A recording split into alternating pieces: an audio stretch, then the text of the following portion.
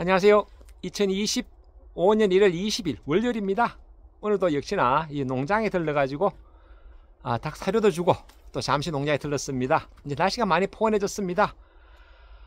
오늘까지만 놀고 이제 내일부터 열심히 저도 전지를 해야 될 것 같습니다. 요즘은 뭐 농한기라 자꾸 일을 자꾸 미루게 되는데요. 이제는 해야 될 것 같고, 자, 오늘 농장에 나왔는 게 역시나 당초 예고해 드린 대로 오늘도 농약 이야기 한번 말씀드려보겠습니다. 오늘은 어떤 이야기 할 것인가 하면 그 복숭아에 많이 생기는 병이죠. 잿빛 무늬병도 있고 세균성 구멍병, 이 두 가지가 참 심각한 문제인데, 물론 오갈병도 있습니다. 오갈병은 뭐 크게 문제가 안 되고요.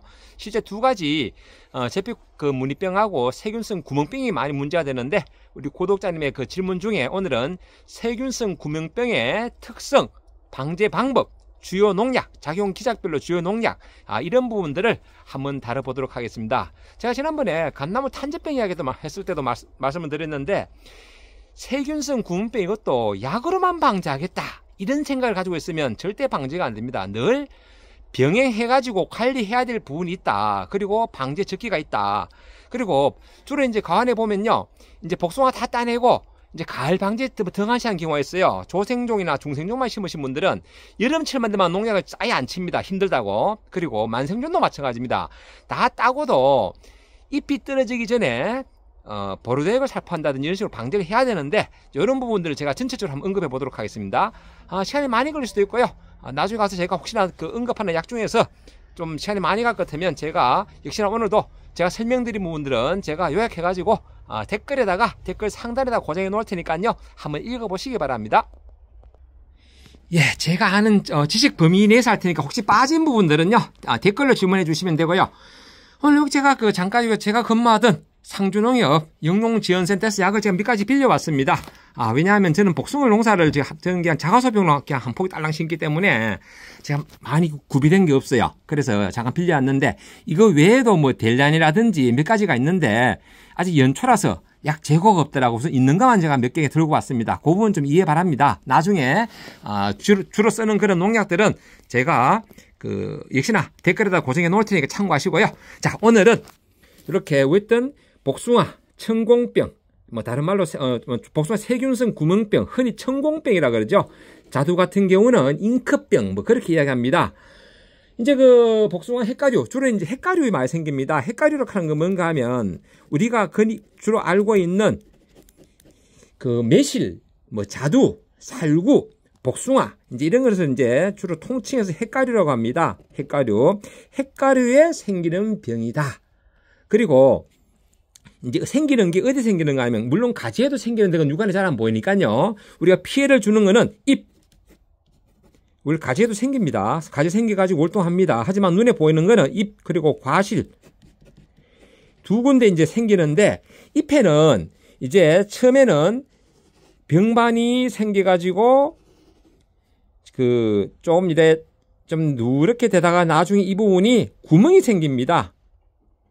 빵구가 나죠. 그래서 구멍이 생긴다고 해서 세균성 구멍병이라고, 과일에는 끄뭇끄뭇 흑성병도 아닌 이상하게 끄뭇끄뭇하면서 흑성병과 전혀 다른 그런 게 생깁니다. 이게 역시나 세균성 구멍병이다. 그래서 상품성을 떨어뜨린다. 예, 복숭요. 이런 그 특성이 있어요. 그래서 이거는 방제 안 하고는 고소득을 창출할 수 없겠죠. 그래서 이제 방제를 해야 되는데, 먼저 제가 세균성 구멍병의 한번 특징에 대해서 한번 제가 생각나는 대로 한번 읊어보겠습니다. 자, 특징. 방금도 이야기했듯이 핵가루에 생긴다. 특징. 그 다음에 이 세균성 구멍병하고 비슷한 게 뭔가 하면, 세균이 없는 그냥 구멍병도 있습니다. 그냥 구멍병은 세균이 아닌 진균, 즉 곰팡이에서 생기는 것도 있습니다. 하지만 주류를 이루는 것은 세균성이다. 그래서 일반 진균과 달라가지고 즉 일반 곰팡이가 달라서 세균성 구멍병은 방지가 좀 난해합니다. 어렵습니다. 특히 비하고도 관계되기 때문에 그렇게 이해하시고요. 그러니까 진균으로도 있지만은 주로 다수로 차지하는 것은 세균성이다. 그리고 과실에는 검은색 반점이 생기고요. 그리고 이제 가지에서 이제 주로 월동되고요. 떨어진 낙엽에서도 월동됩니다. 떨어진 낙엽. 예, 그렇게 아시면 되고요.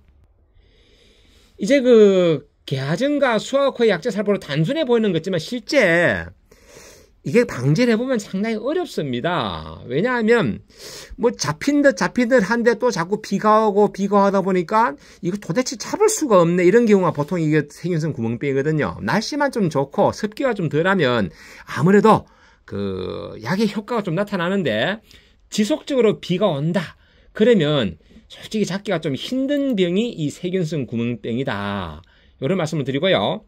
그리고 이제 그 발생 환경은 이제 병든 조직에서 활동하는 그 병균이 보면 이제 온도가 상승하고 또 그 봄비로 인해 가지고 습도가 좀 올라간 그런 경우 뭐 바람이나 빗물 등에서 전염이 됩니다. 보통 4월부터 시작해 가지고 장마철에 그 발생 최성기입니다. 특히 7월달, 7월 장마철에 발생 최성기다. 즉 가장 피해가 많다. 우리 생각에는 이제 뜨거우면 괜찮겠지 않은데 7월달은 의외로 습기가 많다. 예, 그렇게 하시면 되고요. 이제 보통 장마철 이후에 병든 가지, 잎 이런 거는 다음에 이제 전염원이 되는데요. 여름에 걸린 것들은 크게 전염원이 안 되고요. 주로 이제 가을에 걸린 것들이 병든 가지나 낙엽된 그 병든 잎에서 전염원이 된다, 이렇게 이해하시면 됩니다. 이제 그 잎의 그 상처 부위 또는 기공을 통해서 침입하는데요.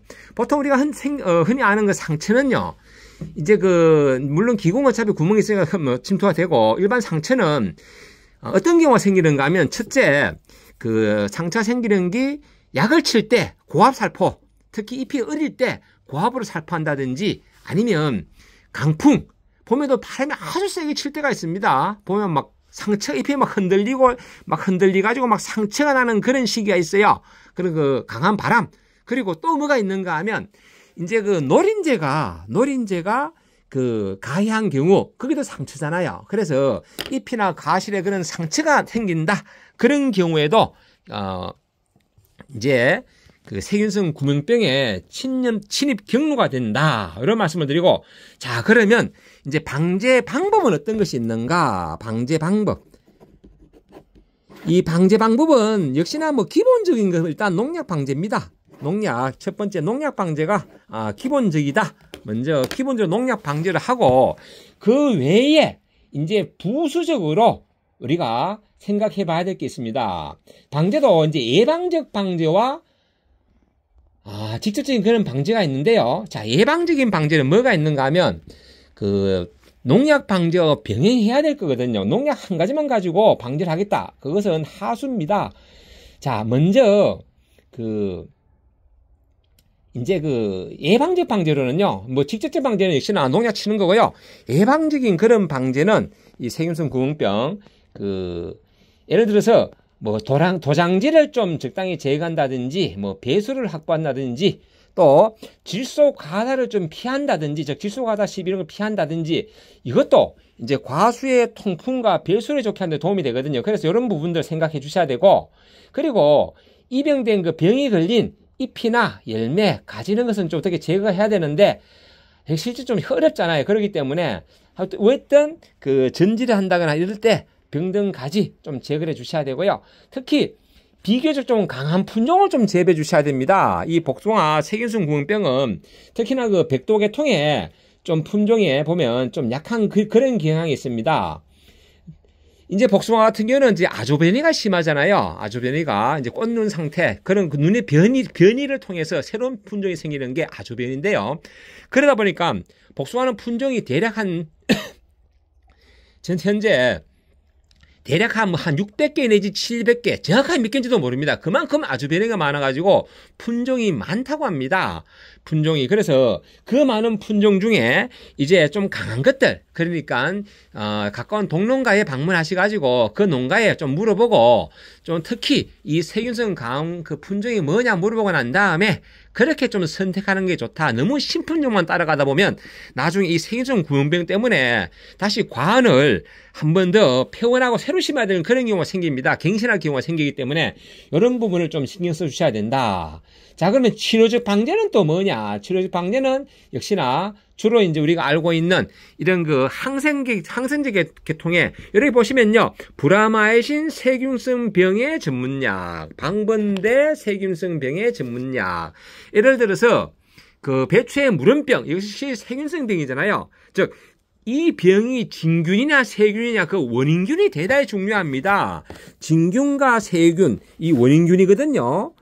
진균이냐 즉 곰팡이냐 세균이냐 이 원인이 중요한데 이런 세균성 병을 곰팡이병 잡는 약으로 잡겠다? 그건 잘못된 생각이잖아요. 우리가 항생제가 필요한데 일반 곰팡이가 친다 이건 아니거든요. 그래서 이런 그 세균성 병인 이런 그 뭐 브라마이신, 방범대, 아리미소진, 영일 스마트, 뭐 아로빈 이거 외에 뭐 델란 뭐 여러 가지 있습니다. 예, 이런 것들을 제대로 된 세균을 잡는 그런 약으로 방제를 주셔야 되지 약의 선택이 대단히 중요하다.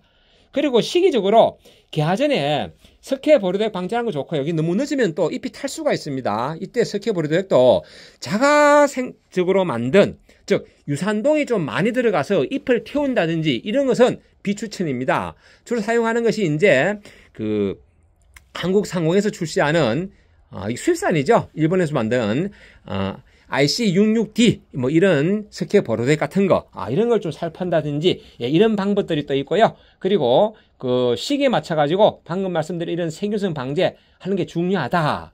그리고 그 중요한 것이 제가 처음에도 얘기했듯이 수확 후 방제 우리가 보면요 주로 이제 복숭아 다 따고 나면 지쳤어요.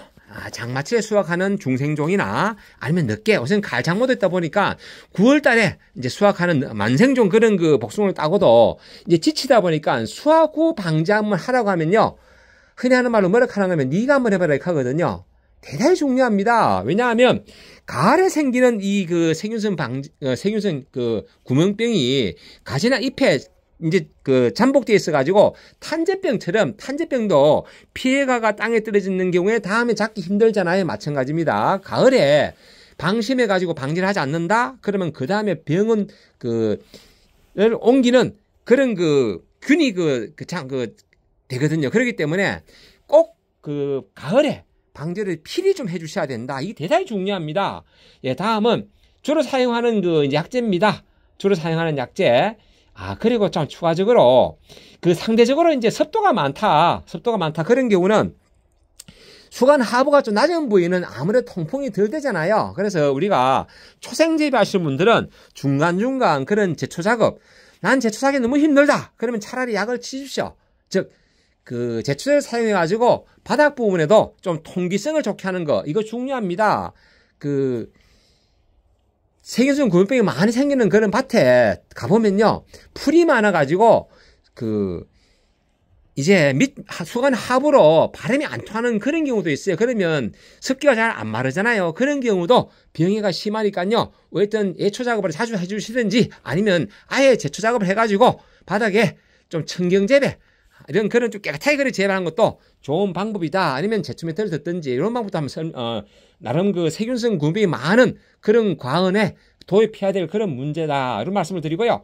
그리고 이제 그 수확 후 가을 전지는 또 뭐 너무 빨리 해도 안 좋지만은 또 너무 수관 내부가 복잡해 안 좋습니다. 즉 수관 내부에 광 조건이 한 30-40% 들어갈 정도는 좀 복잡한 가지는 좀 중간에 제거해 주시고 그리고 역시나 가을 전지는 잘 아시다시피 이제 그 가지의 성장이 멈춘 처서 가을에 처서가 지난 이후에 해야 됩니다. 너무 빨리 해도 좋진 않아요. 예, 그건 참고 드리고요. 자, 그러면 주로 사용하는 이제 약들은 뭐가 있느냐? 작용 기작별로 오늘도 영상이 많이 지나갔네요. 예, 요 부분은 제가 영상 하단 댓글에다가 제가 고정해 놓을 테니까 한번 읽어봐 주시기 바랍니다. 예를 들어서 뭐 작용기작 라4에 아리농용신 브라마이신 그리고 라4하고 아3번 섞어놓은 그런 그 약 뭔가 뭐 이런 방법인데 합제입니다. 두 가지 합제 그리고 또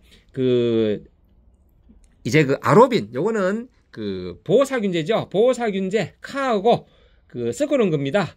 이런 그 아로빈 같은 거 뭐 아르미소진 이런 거 차일 카 이런 거 섞어 놓은 겁니다. 이렇게 두 가지 합제 이런 것들 그 외에도 보호살균제 뭐 델란 같은 거 참고로 델란은 이제 오갈병과 같이 방지하는데요. 이 델란 같은 경우는 잘 알다시피 그 델란은 참 중요한데 요 나중에 별도로 제가 델란에 대해서 별도로 한번 더 설명드리겠습니다. 이게 왜냐하면 약해도 많이 생기거든요.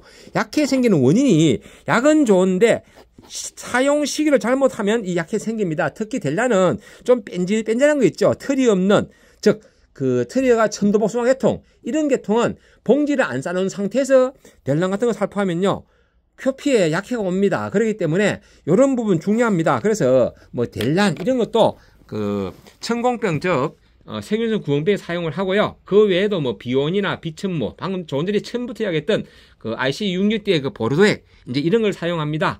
그래서 제가 이 부분을 정리해서 요점 한번 읽어보시고요. 오늘은 이렇게 제가 복숭아 세균성 구멍병에 대해서 한번 설명드려 봤습니다.